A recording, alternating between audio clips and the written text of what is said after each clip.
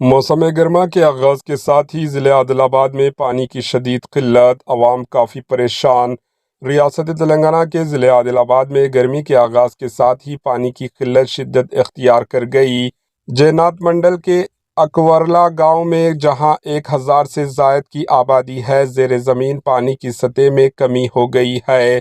گزشتہ 15 دنوں سے یہاں موجود تمام بورویلز ناکارہ ہو چکے ہیں۔ پانی کی اس قلت کی وجہ سے گاؤں کے لوگ چندہ جمع کر کے قریبی ساورپور گاؤں کے کھیتوں سے پانی ٹریکٹر کے ذریعے لانے پر مجبور ہیں۔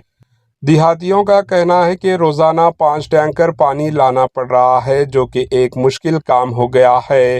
مشن بھگیرتا اسکیم کے باوجود گاؤں کو درکار مقدار میں پانی دستیاب نہیں ہو رہا ہے۔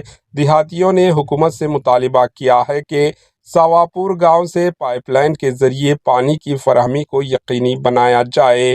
Bureau report, AHN news.